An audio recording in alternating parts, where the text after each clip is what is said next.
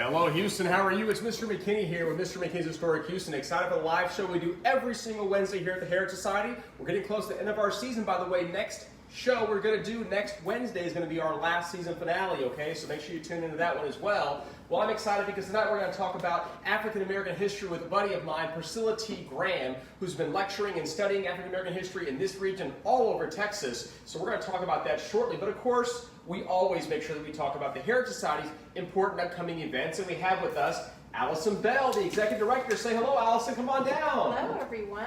Hello. There she is. Hello. We're good. And the photo of the week is, there you go, you and Chris, of course, there you go. I wish I had one of those right now. Oh, how about that? Now, where are y'all at? Tell viewers where you're at. We are in Austin at a historic building, the Woodall Rogers? Wooden, I forgot his name, but it's a beautiful, look at the beautiful architecture. Yeah.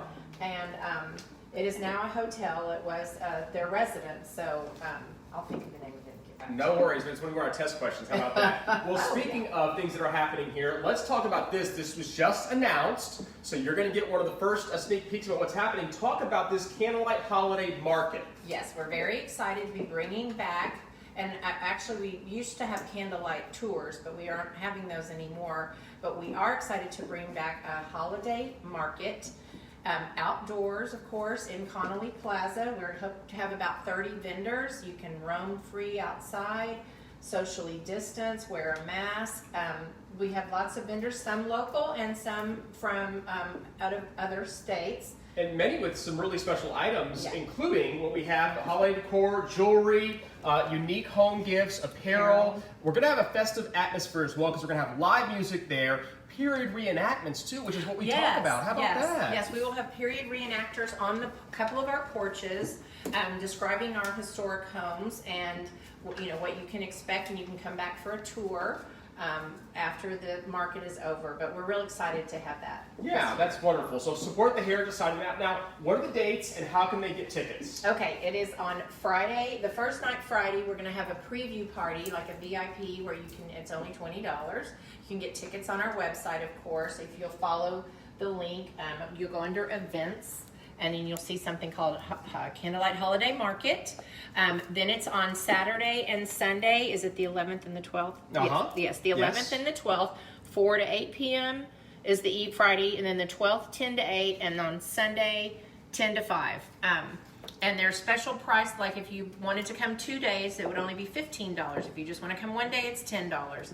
And then we're going to have really exciting booths for you to see. Yeah, too. there'll be food there as well, and of course Santa Claus will be there, right? Of course. Look at that. So holiday market, Yeah. Candlelight Holiday Market, a throwback to our awesome candlelight tours that many of y'all remember joining us on that we hope to bring back one day. But Yeah. for now, we've got this holiday market in its place, courtesy of one of our board members that worked really Yes. hard making it happen. Kirksey Gregg is our wonderful board member, and he's worked closely with the Nutcracker Market, with Round Top Market, so he knows these vendors. And sadly, so many shows have been canceled because they're inside. So we thought this was a unique opportunity to offer these vendors a way to be safe outside. Yeah, I love it. So make sure you come on to this event happening once again on December 11th, 12th, and 13th. Yes. Save the date now. Okay, what else is going on at the Heritage Society?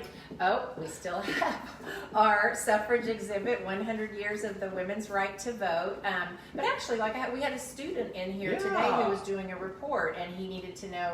He was actually looking at the Mexican-American mural, but I lured him over into our exhibit, and he was fascinated with this. He didn't know much about it. He and his classmate, and they stayed in our museum for almost 45 minutes just learning about this particular exhibit. So we still have this, of course, open on Wednesdays, Thursdays, and Fridays. We might open again on the weekends depending on traffic. And then, of course, if you are not comfortable coming in, we've got a virtual tour that will walk you through for a whopping $5. You can actually sit in the comfort of your own home and pull the panels up close to you. There you go. A great tour by Lisa Carey, who helped put this together. She's on the committee. Yes. And then, of course, the entire exhibit is co-curated by Betty Trapp Chapman and Ann Sloan. And Ray Bryant. And Ray Bryant, Houston you're right. Genealogical. She worked really hard on that too. So Yes. all these ladies worked hard to make sure that all the stories of Houston's history is told, including the ones that are important right now. It's time for we're celebrating 100 years of women's right to vote. So it's time to celebrate. Also, time to celebrate our prizes. Here we go from last week's show. So for those of y'all who tuned into last week's show and you stayed for Steve Curry to the very end, Stephen F. Curry was on the show talking about mid-century architecture here in Houston. There he is. There he is again, president of Houston Mod, and he had some questions for y'all. Question number 1. All right. Name the architect who designed both the Miller Outdoor Theater and the Mecum Fountain. Okay, so name the architect, that was the question, name the architect who designed both the Miller Outdoor Theater, the 1968 Miller, not the original 1923 William Ward Watkin designed one, and also the 1965 Mecum Fountain. So, what's the answer? Eugene Werlein. That's right, Eugene Werlein, and then who is the winner? We have a new person I don't recognize. The name is Marty Merritt. So you will recognize Marty Merritt. We're going to have him on the show. Marty Merritt? Well, yeah, so he's also an historian. He focuses on mid-century architecture, but also really fascinated with the Dow legacy, too, Alden Dow. So we're going to have Marty on the show. I'm going to reach out to him. Okay. But yeah, he got that right. How about that? Look at that. Okay, now our next question. Okay, how many times has the original MFA, the Museum of Fine Arts building, been expanded on the original block? Okay, so we're talking about the original 1924 William Ward Watkin designed building that had a few, additions and expansions as early as 1926, 2 years after it was built. Oh, sorry. So what's the answer? So there was a little confusion from our intern because one person said it was 2 and one person said it was 3, and she wasn't sure. It's definitely 3. Oh. In fact, I actually think it's 4 because they added those wings on at separate times and they expanded one of them in a different direction, a little bit odd, a little further out. And then, of course, the 1958 Meals Van der Run, the 1970s section. She went to the website and saw 2, but it was more than 2. It was 3. So we're going to give it to 3, by the way. So okay. Who said 3? That person is Kirk John Barillo. A new person. A new person. There you go. So Kirk, you won because you got it closest to either 3 or 4. Potato, depending what you ask. So guess 3 is right. It's closest to that. And please reach out to us because sometimes we message you and we don't find you. So reach out to us, call our office, or come shoot me an email. Give me your email address. So I can send you it is abell, ABELL @heritagesociety.org. Easy. There you go. Okay, so reach out to us if you want your prizes, okay? Okay, next question. Okay. What is the name of the truck that made its way across the city representing the Astrodome Proposition? I saw a picture of that truck. Yes, it was in the slideshow. We talked about it. Okay, what's the answer?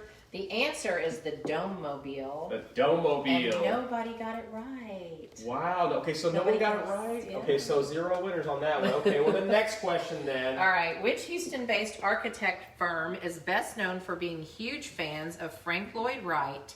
Hint, one really loved tennis. Do you have that hint? Yeah. Yes, there it is. One really loved tennis. Okay.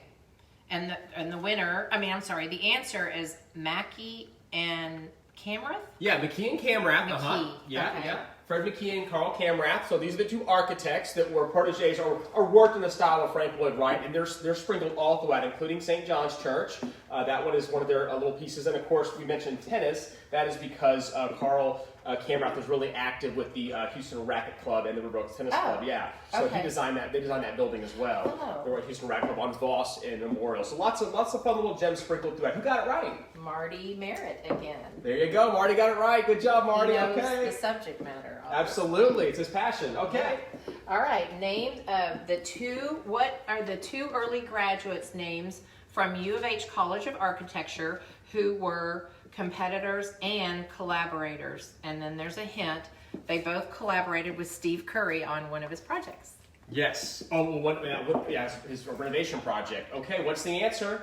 Lucian Hood and Lars Bang. Lucian T. Hood and Lars Bangs, you're right. Okay, who got it right? Marty Merritt. Marty Merritt again. 3 prizes for Marty. 3 Good prizes, job. Marty. Reach out to us so we know where to send them. Or better yet, come pick them up. That's right. Come visit us. Curbside. Okay, all right. Anything else? Well, thank you again to Alice Bell for joining us.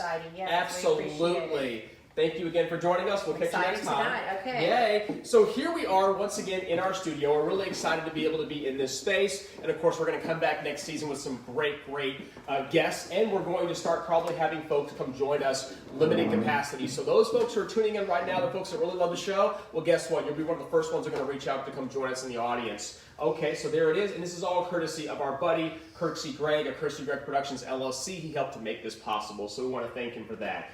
Okay, let's take it over to our studio. Once again, here you can check out the space we're in right now. And you're in for a treat because we've got with us a very special lady who has been documenting Houston's African-American history throughout the years. We're going to introduce her shortly and have her come on the show. But real quick, I want to make sure I mention a couple things that we've got on the docket today. Let's see. Let me just switch these out. Here we go. Okay. Okay, thank you again, by the way, to Stephen F. Curry for joining us last week on the show. He took us on a journey through modern architecture here in Houston, and we're really grateful for that because people really enjoyed his particular lecture. They were talking about it. So there he is, once again, Stephen F. Curry, architect, preservationist, and of course, president for Houston Mod. Now, and if you, I mentioned earlier, by the way, November 18th is our last show of this season. Okay, so make sure you tune into the last show. We've got some really fun updates for y'all on that. And we have with us a very special guest, Douglas Weisskopf. And he wrote the book, Rails Around Houston, about Houston trains, and talk about early Houston train history, as early as 1853, talk about the history of that. There's his book. There he is, by the way. You probably recognize, when you zoom in, and you probably recognize Douglas Weisskopf because he's a very familiar face over at the Friends of the Texas Room in the early days, and he's retired now and now works over at Papa Ben's Trains, working with model trains. So there he is. Douglas Weisskopf's going to be on the show next week, November 18th, our very last show. And we picked that date for a reason and that show, so you're going to learn all about why that date matters. Okay, we mentioned Houston Mod earlier. I do want to encourage you to go to YouTube. There's a YouTube page, Mister McKinney's Historic Houston YouTube page, because we have a really cool Houston Mod partnership that we did with them, talking about historic homes. And we took you through this house at 4603 Ivanhoe. This is the house that we took you in to. You got a sneak peek inside the house, and that video is available on YouTube. And once again, it's a partnership with Houston Mod, which we appreciate them doing that. Steve Curry's actually in that video, along with Dean Forbes with the classic car. And if you missed last week's show with Stephen F. Curry, here he is. Guess what? And if you missed the Robert Sakowicz show that we have, well, never fear, because all these shows are available on YouTube. They're on the Heritage Society's YouTube page. Easy to go to. Go ahead and go there and subscribe and like the YouTube show, because you can see past shows that we have, including shows about the houses that we have here at the Heritage Society, live videos that we've done, photos on architecture, videos on architecture, history tours, and African American history is also available on our YouTube page. Heritage Society is there it is. Make sure you subscribe. All right, what else do we have? Oh, and speaking of Robert Sakowicz, I've got a weekly radio show on 90.1 KPFT, and I want you to tune in because tomorrow, Robert Sakowicz is going to be on the show talking about Houston history, and of course with my buddy and my co-host Catherine D. Anspon. She's back on the show for us, joining us with Robert Sakowicz. We recorded it right here at the Heritage Society, so you need to tune in 3 o'clock on 90.1 KPFT, or you can listen to it anywhere at kpft.org, okay? So tune in for that tomorrow, Thursday. And also, we always ask you to like and follow our social media sites, Mister McKinney's Historic Houston and the Houston History Bus on Facebook, Instagram, and Twitter. Please do that because you're going to learn about Houston history, like I mentioned earlier with the awesome radio guests that we have and future opportunities that we do on the show. You'll learn about them with our social media sites. And we always offer free tours on board the bus, probably in the springtime. As things get a little better with the COVID situation, we'll be offering free tours once again.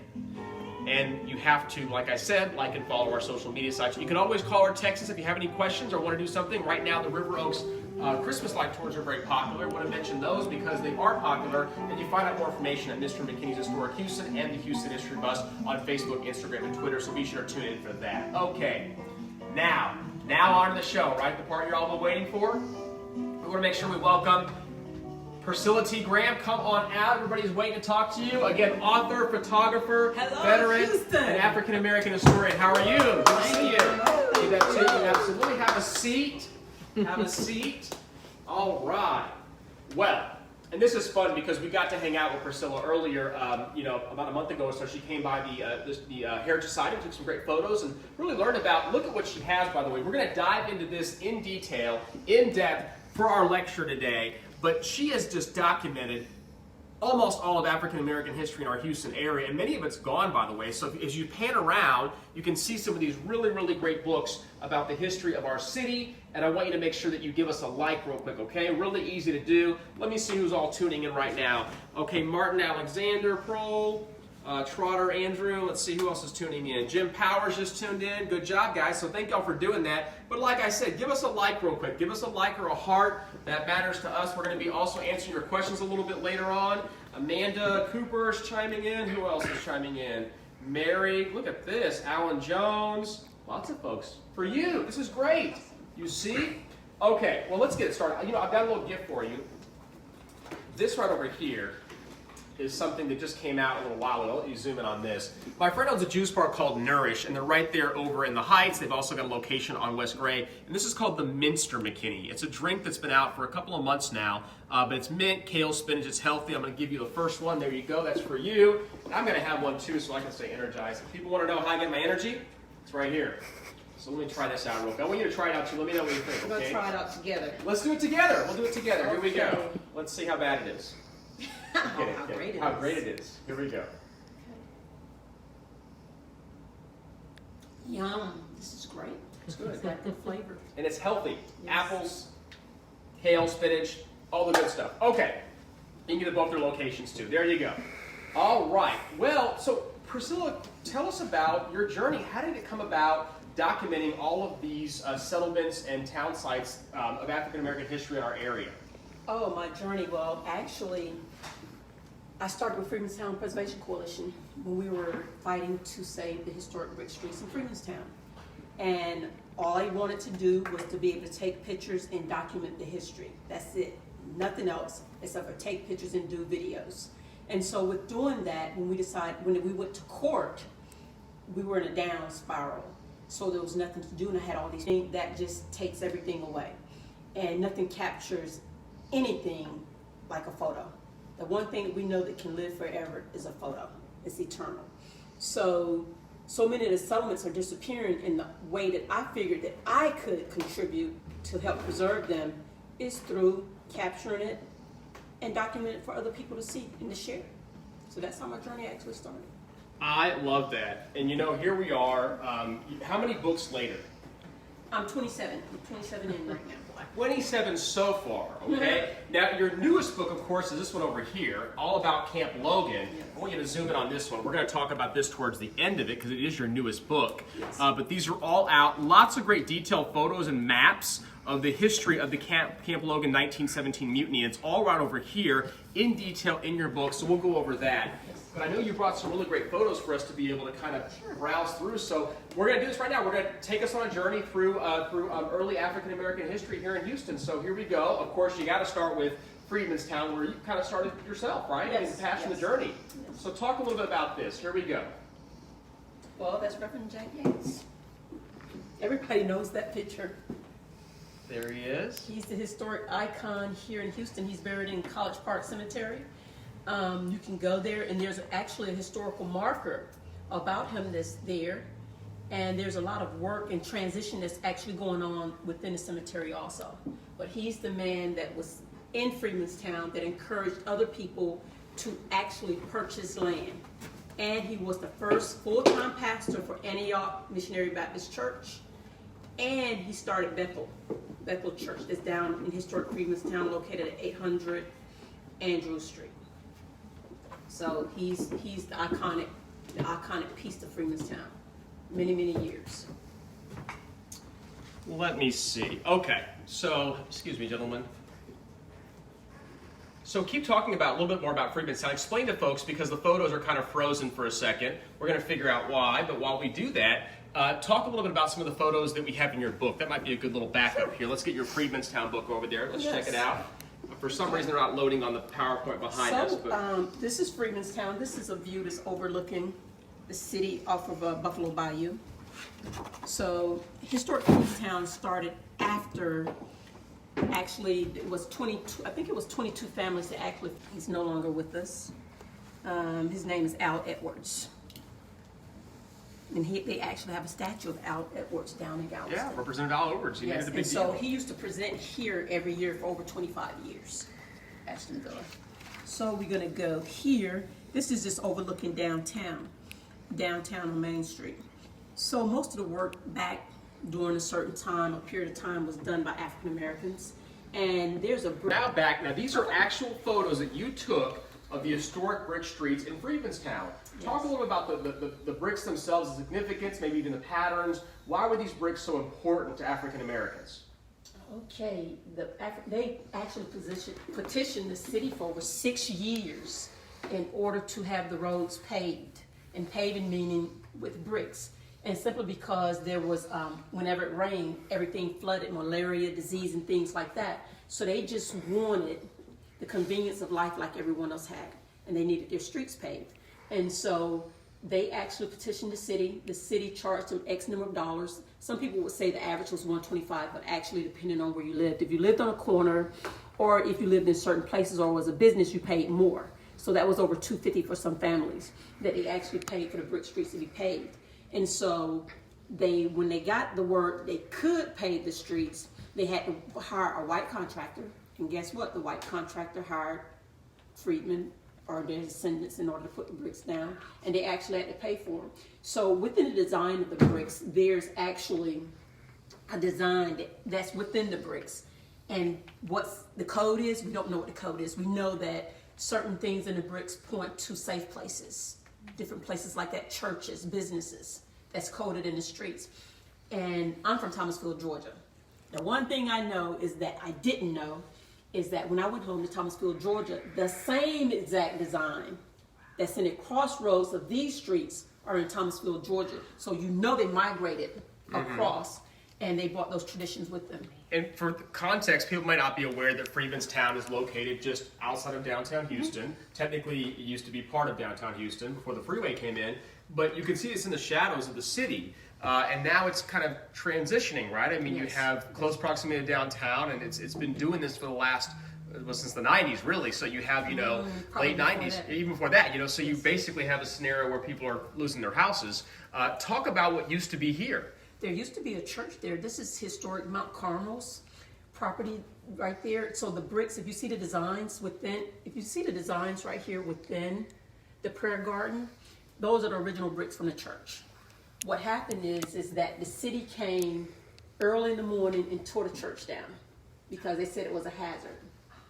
And some people would say that they saw people sitting around in the area waiting for people to leave so that they could just start knocking it down. But they knocked it down, and then they put a lien on the property. They charged them $30,000 for knocking their property down, and they had to clean it up. So that's what happened with that property. And that's horrible, but I do like what Reginald C. Adams did with this particular space. He's very well known for those labyrinths and community projects, so you can look and kind of see that. Another photo that you took, a beautiful photo that you're looking obviously east towards downtown Houston, and you're seeing the bricks, but you're also seeing the trolley tracks, and the narrow streets because, not many folks had cars back then in this particular neighborhood, right? So you've got really, really tiny, narrow streets. But the streetcar makes it. And what street are we looking at? It's Andrews. Big time Andrews street. is the last one that has the brick streets. They have the bricks on it. And this is really close to the crossroads. And one thing, when I was talking about how they were being taxed to pay, see the corners? Your richest people stayed on the corners. And your churches and your businesses was on the corner. This is a church. This is St. James, the oldest church that's in Freedmanstown. And on the other corner is the Pullum House, which he was the brick maker. He made over 25,000 bricks a day. We cannot find out. I don't know where those bricks actually are now, or where they were, but they're probably unmarked. Maybe some of them might be in the streets. I don't know. I don't know if we've been able to prove that. But those bricks are 8.5 pounds each, one individual brick. The only way they're compromised is that man compromised those bricks. They won't come up unless someone compromises them. And then when they're compromised, they become loose. But it's absolutely fascinating. And this is Macedonia. This is the second oldest church in historic Freedmanstown. And so it's still there now. Let's transition a little further north to Acres Homes. And you've got a whole separate book all about this. Yes. Which is wonderful. A home, of course, to Mayor Turner. Yes. He's famously from the Acres Homes. But talk a little about the area, because it wasn't the same as Freedmanstown. A little more rural. Give us a little journey through Acres Homes. Well, people moved to Acres Homes from Freedmanstown and other places because of, Houston was one of those places that had a lot of police brutality. And in order to have safety where they felt safe, they moved out. They moved out from the city. And Acres Homes was one of those places, and they actually could buy their homes and actually have some land around. And they grew farm. They had farm animals, gardens, and different things like that. But that was like the largest African American settlement in the country. That's how big it is. That's how big it was. And we'll get to what was just south of there, because that's a different scenario. That's a municipality we're talking about. Yes. That's a big deal. Yes. So here's some photos from Acres Homes that you took. Talk about this. This is one of the oldest churches that's in Acres Homes. Now, I know the name of the church, I just can't think of it right now. But basically, when you talk about oldest church, you talk about congregation, not necessarily the building. True. If you're able to find a building that's an old building, that's phenomenal. And sometimes we are, sometimes we're not. A lot of them have been torn down. But this is the oldest one. And this is just another church that's beautiful. there. And so what I wanted to show was the architecture of the buildings that they had there. And it's different. It's different culturally. It's not the same as anything that you might see. And it depends on who the designer was. This is actually Acreage. It has the Acreage home on it, the name on it. And so I found this building very fascinating just by the name of it. But in Acres Homes, it's really unique also because almost on every corner, there's a church. Yeah. Every corner. And then they have community businesses that are bedded within the community where you have access, you can walk to it. And it's just amazing. It's different from anything I've ever seen before. Well, whenever I go to Acres Homes, I actually see horses. Yeah. All the time. There's always folks just riding and having a good recreation, just enjoying their horses, riding their horses out there. It makes you feel like Texas, but it also makes you feel like home. There's just something about that, and it's true, so it's wonderful. So let's see, what else do we have? That's a multipurpose center. Yeah. And so right across from the multipurpose center is Family Dollar, and that's new that's built there. And you bring up the thing about horses. One day I was out there, it was raining, and there were some people that came up. They had their horses parked out there, and it was inside the store shopping. Oh yeah. And so I'm like, wow. And then they come out and they come down the street and they're just going at it. And there's cars everywhere and people on their horses. So it's quite unique. Any day and time you'll see somebody on their horse. Now I mentioned earlier Independence Heights. I think it's important to note that this was what major milestone did they have or marker they had? It was a big deal at Independence Heights. So talk about this. Actually, this is the first municipality that actually was their own city. And I don't think there was anyone else, any of the other settlements did First that. one in Texas, you're right. Yes, and so one of the things is that I guess with the Great Depression and money matters, they got in tax trouble, and then they voted to actually to get rid of.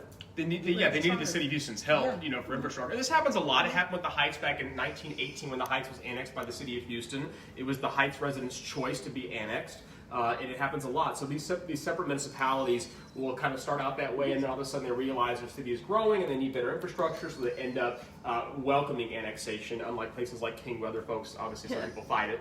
But it really is part of Houston's history, part of Texas history, and then part of African American history, Independence Heights. And there's a lot of a new buzz that's happening in the area. We're kind of seeing a little bit of that, right? Just a little bit, because it is in jeopardy of being wiped off the map here, kind of, right? Yes, it is. Actually, this is one of the main strips, one of the main streets that this sign is actually off of. And there's like 4 or 5 churches that are on the strip. I think it's Main Street. And they're trying to get it to come back to where it's Black Wall Street, in Texas or whatever. But I think it's sad that so much of it is gone. Yeah. Like even some of the houses that were good historical houses have been torn down. And the problem is that we don't understand the value of the culture or the history, and we just let it go. You might get pennies for it, somebody else might get thousands and thousands of dollars for it. just by taking it and revamping it. So a lot of this particular property is actually gone. Still have some historical places there, some nice places, but most of it is. Yeah, I mean, you've got houses in the area that are probably from like the 1940s, maybe early 30s, but that's about it. There's nothing there from 1905 that I know of. I haven't you seen know, it. I haven't seen yeah, it. it's all just been, and it makes sense. A lot of those are wooden structures, and they will deteriorate over time. But I love the fact that they celebrated their centennial anniversary by putting this marker up here. Obviously, the community felt like it was important to be able to acknowledge the past.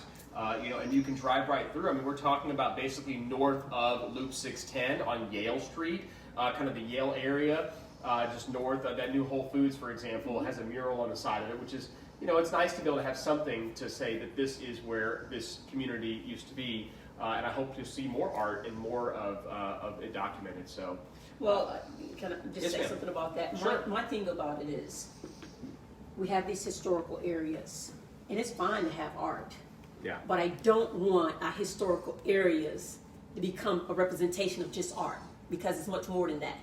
Art is not sustainable, not when it's on the side of a building, because with weather and just the beat from the weather, it disappears, it fades away.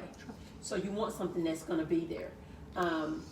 And the other thing about it is, we talk about the old houses and different things like that. It just depends on, you have a developer come in, they have a plan, and they decide that I want to do a master community, whatever it is. This is the same thing that happened back during those times, that someone had a plan. Because if you look at the houses, the way the houses are designed, I don't care what part of the city you go in. Depending on where it is, they're going to be designed pretty much the same. Okay, so it's the same thing that's going on now. You have somebody has a plan. I want to implement my vision, and that's what they do. They implement their vision. However, there's certain types of houses that have been built either for rent or for whatever it is, that's maybe not necessarily built by that person. And with that, I personally feel that our ancestors did not intend for us to live in those type of situations. So in some situations, depending on what it is, And this is an older structure This is a at the church. church. So talk about this structure here. this is an old church they took and turned into an apartment building. Ah, This what you is were talking apartment about building. earlier, yeah. Yeah, so I took this picture when they was first working on it. Oh. And so now it looks pretty different. It still looks, the outside still looks the same, but it's an apartment complex now, and everything's inside. So it's quite fascinating. This is a church just right around the corner from there. And you see where the house is? See how close the house is to that? It's right on the corner of it.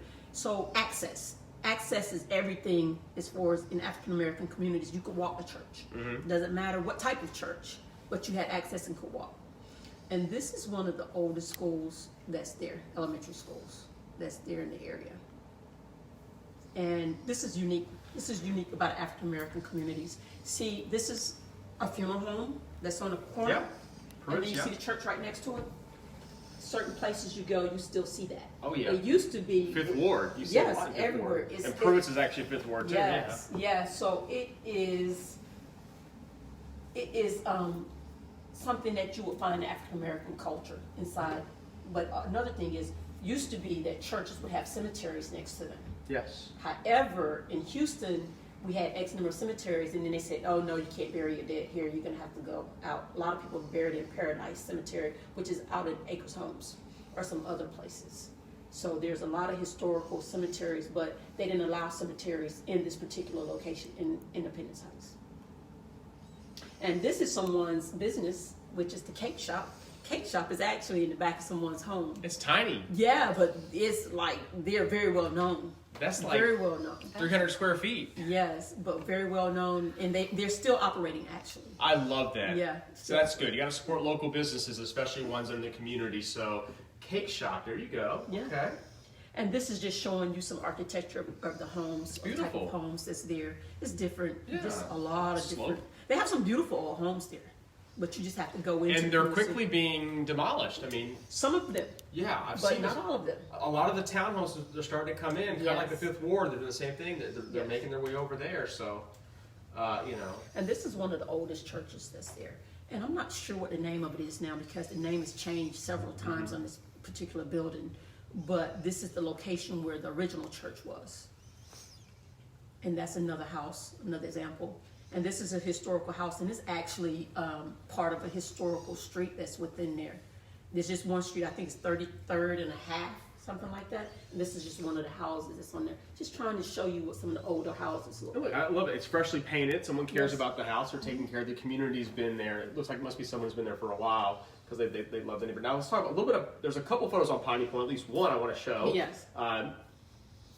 This is the church. This church is over 150 years old. And like I told you before, not necessarily maybe the building, the congregation. but the congregation is over 100 years old. And so when you go to Piney Point right now, Janetta is the main street that's right there where this is. And then you have Westheimer and West Park. I think it's between Westheimer and West Park, that part of it. They still have some things that's named Piney Point, but then you have Piney Point Village, which is on the other side.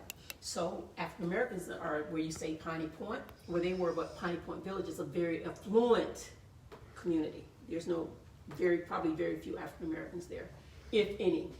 But just the distinction, it has the name, but this is the area where the African Americans lived at. And this is one of the oldest structures that's there. I haven't really seen a whole bunch of anything else. Most of the houses it's already transformed to something else. A lot of businesses Very busy in the areas. commercial, a lot of industrial parks too. Yes. Yeah, Janetta was a small settlement. So Janetta also had a stop on the railroad that ran east to west over there, St. Francis Pass, so which is no longer there. It's the one that ran along West Park that we're going to learn about next week with Douglas Weisskopf. So how about that? Yes. And Fifth Ward, you got to talk about Fifth Ward. You know, the nickel. Let's talk about Fifth Ward. Here we are talking about Fifth Ward with Priscilla T Graham. So let's talk about it. This is Mount Vernon. This is one of the oldest churches there, and actually, right in the back of Mount Vernon is a actual funeral home. That is it right there. It's actually a funeral home. Remember, I was telling you that they have patterns of. And the building's about, this one looks like the 1930s, maybe the late 20s, but there it is right there. There you go. Yeah, I never really, when I first looked at it, I never really saw that. It was later that I actually saw that it was together like that, because I really didn't know what the building was. And this is one of the churches there. I think this church, I don't know if this church is still open, but it's right off the freeway.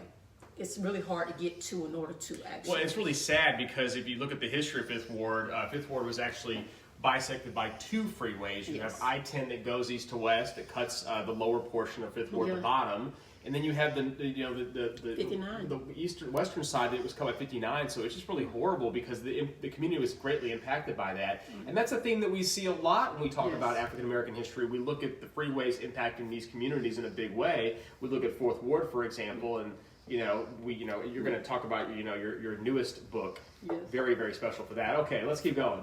This is one of the churches that's there, one of the older churches that's there also. So I'm just showing you the architecture. That's what I really like the most is architecture. And this is actually a church that's right next to St. Elizabeth. Yes. And St.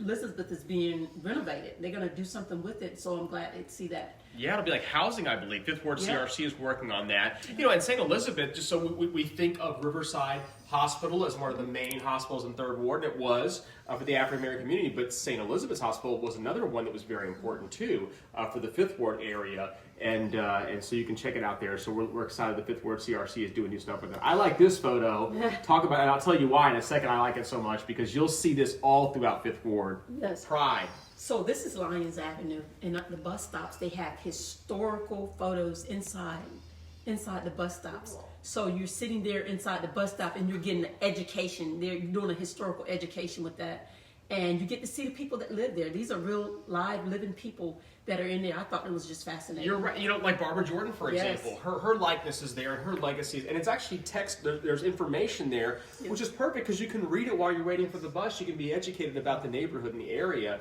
And on Lyons Avenue, like you mentioned earlier, that main thoroughfare. But I love that this photo was included in your slideshow because we do get to learn about history as it's all around us. And this was. This is another church. I can't remember why I took the picture of this church, but this was an older church. And I looked for this church a long time before I found this church. But like I said, I can't remember the significance of the reason why I was looking for it, but look at the architecture of it. But It's I love totally what different. I love what you do, Priscilla, because what you're really doing is you're capturing a documentation of it, because we don't know how long this church may be around. Something might happen, and that's important. So that's really what her books are all about. Is you're going to get a photo and you're going to get information, some basic information, and then if somebody really wants to go explore more about it, well, they can do that as well. But you're providing them with that foundation, with that seed. Yes. I think that's very, very valuable. So now this is another part of the Fifth Ward, and it's kind of a separate part. The folks that live in this side of Fifth Ward are really proud of their what heritage? These are Creoles. They're from Louisiana. And so this is what they call French Town. Mm-hmm. And I was just over there not too long ago looking to see what was still the same. A lot of it is still the same. A lot of it looked like they're working on it, like they're upgrading some things and people working on their homes and different things like that. So I was happy to see that. I was happy to see some changes. But this is Frenchtown. Now there's a whole lot of Fifth Ward. Yeah. And the one thing about it is, even when you go across lines on the other side of what was over there, a lot of buildings, a lot of businesses and different things. The Roxy like that. Theater, all Yes, these theaters were out there, yes. yeah. And so you get to see all those things. And actually the theaters, you can see what they look like. The Lux Theater is one that they actually redid in Fifth Ward. It's on Lyons Avenue. And that's very interesting. But right behind the theater are these houses. And so they all look alike.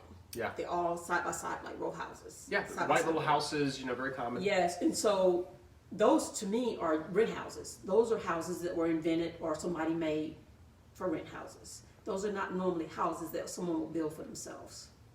They're different. That's why I have a different opinion about some things. I feel that if it was a house that someone built for themselves, and it was that way, possibility, if they have a historical link to their path here. Yeah. But if it's like a rent house or something that someone else made for you, it has the minimum accommodations. Sure, yeah. I can't I just don't see it the same way in a historical context, because all you're doing is showing something that there's no progress To with get that. by. There's no progress with that. Yeah. I'm from Thomasville, Georgia, and being from Thomasville, Georgia, we have plantations. And so when you go onto the plantations and you see the places where slaves or those houses that they had, it reminds me of the same thing. And so I just don't think I need to be fighting to save that. That's all. Sure. That's all I'm saying about that. And that's my personal opinion. That's not anybody else's opinion. If you have money, you want to save that, you can do that. But that's not my opinion about it. I don't think that's the way our ancestors meant for us to live. I believe that they meant for us to survive in order to do better than what they did. And a lot of times when you see people trapped in those situations, they haven't lived up to the expectations of our ancestors. So that's it. This is a famous church. Yes, it is. There you go. Look Check at how it's made, though. Look at the peak on it. Yeah.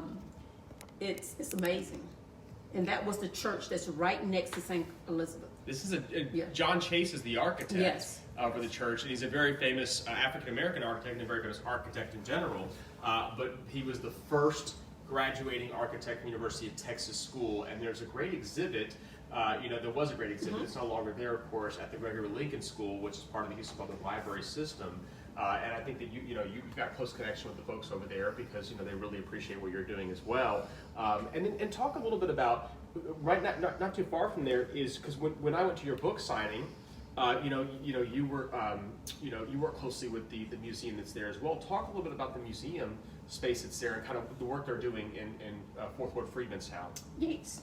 Okay. Yes. We have Yates Museum that's there. Rutherford Yates is the house that they've actually restored. Actually, the original material that's in the house is 80%. And so it's been restored 100%. And that's the museum. It's a print museum.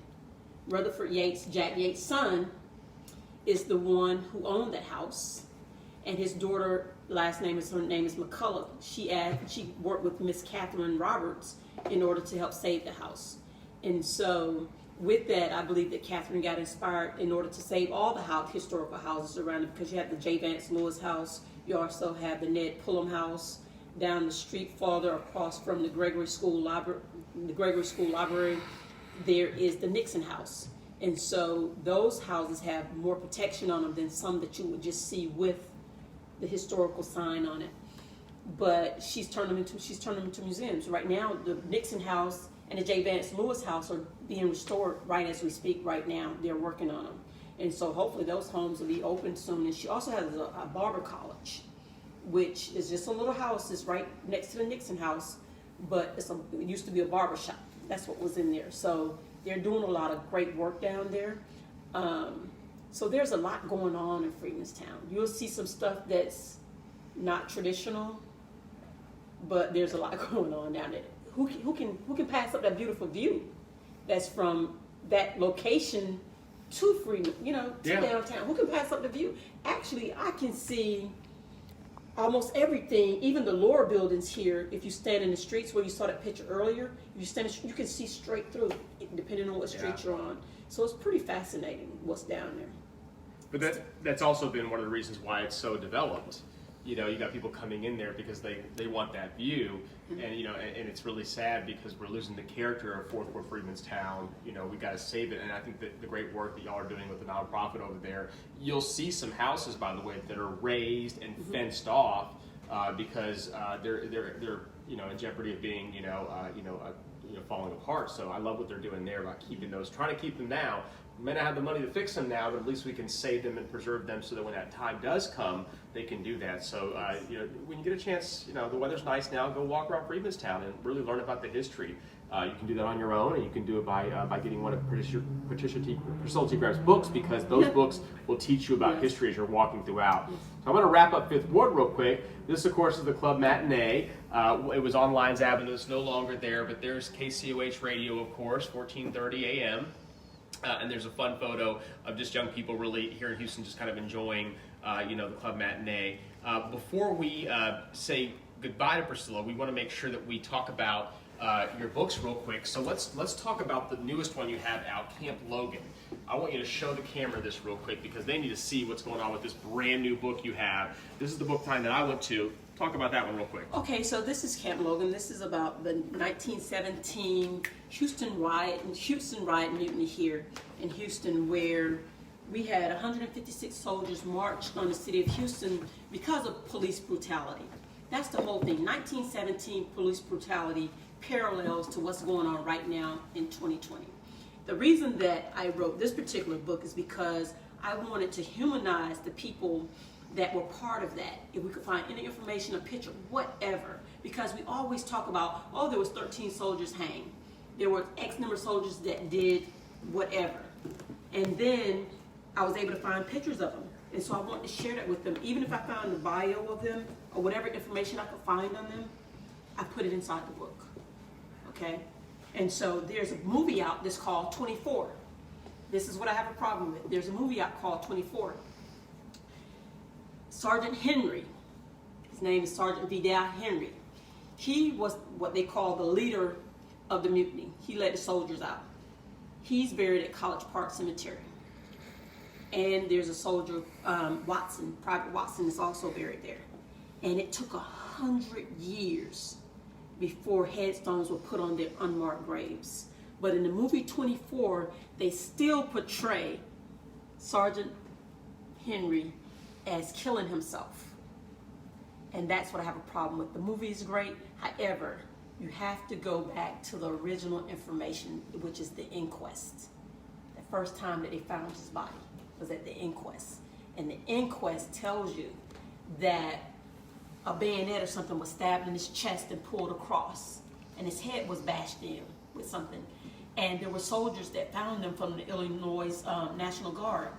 And so we had people that bragged, in part of the information it tells you that people bragged about that. So he didn't kill himself. They ruled it as a homicide. Westheimer was the one who picked him up. Westheimer used to be, and we had the road Westheimer, you heard of that, right? So Westheimer actually was the coroner. Westheimer was the coroner that picked him up. And guess what? The place where Westheimer was located is right downtown. It's amazing that building is still there. It's a restaurant, I think, now. think it was a restaurant in the place that was the place where they took dead bodies. That's interesting, but people don't know that. So it's important for you to know the history of the property, okay? Very important. But these guys have a headstone 100 years later. Buffalo Soldiers Museum helped get them a headstone 100 years later. They had a ceremony during that time when they had the 100-year ceremony. But they laid in those unmarked graves for 100 years before a headstone was placed on them. If you go to San Antonio, Texas, there's 17 of the 19 soldiers' bodies that were hung that's in that cemetery. Even in death, they integrated the cemetery, the National Cemetery. Can you imagine that? So it's pretty fascinating. And with that, with the San Antonio trip, I had the opportunity to go to Gift Chapel, where they actually was prosecuted, where they actually had the trial. They had 63 soldiers, the largest trial in history. Nation, yeah. Yes. And I went in there. And you can still see the places where it's segregated off. Wow. And we went to Haman's Grove. Yes. We went to the place where they actually were originally buried off of the creek. So that was phenomenal that I had a chance to go on the base and do that. But I just really wanted to know the names of the people that they were talking about that was engaged. You know, and today is a very important day, of course. Yes. It is Veterans Day. We reflect and we look back at the individuals that gave their life, all individuals that gave their life, and we often overlook those stories. You were also a veteran too, so we appreciate you spending this special day with us here today on a day we should be appreciating you, remembering all of our veterans. So thank you, Priscilla T Graham, for your service to our country, and we appreciate that. And thank you so much for doing this, which she's doing right here. Look at this once again, zoom into all this, because documenting the history of Houston and Harris County and Texas African American history all throughout with 27 plus books. Where can they go to find more information about you? It's really easy. PriscillaTGraham.com. There you go. Real easy. PriscillaTGraham.com. It is all right there. And talk about your newest book, because you want to do this on our show today. This is exciting, guys. This hasn't even been out yet, and you're now going to give us a sneak peek of this gem. Okay, this book is my newest book, which will be released on January the 6th, 2021. This is the Bagby Street YMCA. And actually, at the facility we're at right now, this is the Pilgrim Building, which used to be right across the street from here. So this is phenomenal. But this is the Bagby YMCA, which was part of the Colored YMCA in Houston that was started, that most people don't know any information about. So I worked for the YMCA for 18 and a half years. I opened the first YMCA in the country to be named after a professional sports team, which is the Houston Texans YMCA. And so that's how I got really rooted in passion as far as the YMCA. And here again, I wanted to know the name. I wanted to know the people that you always talk about, because they always told us up until 1931, it was independent Y. And I was like, wow, so what's before that? Nobody could ever tell me. So I started looking for myself. And like all of your books, great detailed information in there. I mean, it's still a work in progress though, but I get to look at it earlier. It was really neat. So, but here it is, guys. So just stay tuned to Priscilla T Graham, because she's doing great things. Professional photographer out there documenting history. I mean, I've been to so many events. Again, this is going to be out real soon. This is a draft copy, but lots of great photos that you're only going to learn about African American history with Priscilla T Graham's books and what she does at PriscillaTGraham.com. Now, we got 5 questions to ask the audience based on what they heard with your lecture today. So, what are those 5 questions going to be? Question number 1. Who was Jack Yates? Okay. So, what was the profession of Jack Yates? How about that? Okay. His most famous, most well-known profession, there you go. What was Jack Yates' profession? Are people chiming in? And you're supposed to chime in right now, by the way. Chime in and ask some questions and let us know the answer, because we asked a question a second ago. What was Jack Yates' profession? People are chiming in now. Let's see. You got a lot of friends, by the way, a lot of fans. Judy, Teeny, let's see who else is here. Patricia's here. Awesome. Stacy Miller, Chandra, Christy Knott. Hey. All these folks. Hey, my buddy Ray Hand Camper's on the phone too. There you go. Look at this. Rebecca too. Lots of fun folks. So thank you all for tuning in. So who's got the answer? Let's see. Anybody chiming in? Okay, one person chimed in. Keep going, guys. Keep it going. Okay, second question. What is the soldier's name that's buried out in College Park that was part of the 1917 nuke group? There you go. That's a good question, because you spent some time talking about kind of a, he wasn't really treated well in that scenario. So I love the fact. So what is the name? Say it again. The question again. What is the name of the? What is the name of the soldiers that's buried in College Park Cemetery that was part of the 1917 mutiny? Yeah, the main one. We get one Yes. name. Yes. Yes, the sergeant's name. The sergeant's name. Okay. There you go. Doesn't she have a famous great niece here in Houston? In their connection to a local professor? Okay. Listen. Okay, never mind. Okay, I there know you go. exactly what you're Name earlier. Anybody chiming in? One person's chiming in. Okay. Let's keep chiming in, guys, with your questions. Okay. By the way, make sure that you hit the like button when it comes to the lecture today. Make sure you hit that like button. Let us know that you like what you're hearing today, so we can bring you more talks like this. Okay. Our third question. What is the name of the settlement that's in Fifth Ward that was settled by people from Louisiana?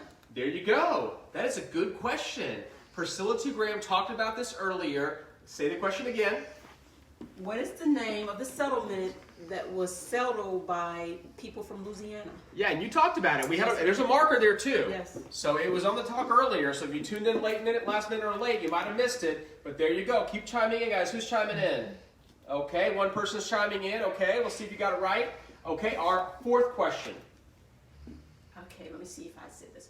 What is the name of the theater in Fifth Ward that I said that was on Lyons Avenue Yes. that was renovated? Okay. Priscilla T. Graham mentioned the name of the theater that was recently renovated on Lyons Avenue. A very famous theater. We're lucky to have it. It's one of the only ones left. So there you go. Okay, what's the name of the theater? Who's chiming in? Folks are doing it. They're doing it right now. All right. Okay, our fifth and final question. Wow, okay. What did I say about the brick streets? What does the brick streets have in common with the brick streets? What does the brick streets have in common in Freemanstown with the brick streets that I told you about in my hometown, Thomasville, Georgia? Okay, what's the connection? Where do those two and lots of brick streets around the nation have that something in common? What is that they have in common? Okay, and again, Priscilla T. Graham mentioned it earlier, so that's the question. What do they have in common? The brick streets in 4th Ward, Freemanstown, and the ones in our own town in Georgia. Okay, so those are our 5 questions. We'll have the answer for you next week. Again, if you saw the video, you probably have the answer yourself. Who's chiming in? Good stuff. People are chiming in. They're getting those answers right. We'll see if they got them right next week. Well, lastly, thank you again to Priscilla T. Graham for joining us. We do appreciate your time here once again, sharing her knowledge with you. Go out and get her books, guys, because you're supporting a local author and a photographer and an historian, and you're going to get this information only in those books. So thank you again for your time. We appreciate it. Always, guys, thank you to you for tuning in. Big thank you to you, and make sure you tune in next week, our very last show, season finale, until we come back in late January. Okay, so thank you again to Alana, to Isaac Saravia, to Kian, to Harrison Funches, to Adrian Rivera, and of course, always thank you to Allison Ayers-Bell, our executive director, and Minette Basel, our board chairman. Okay, and good night. We'll take care, guys. We'll see you then. Thanks for joining us.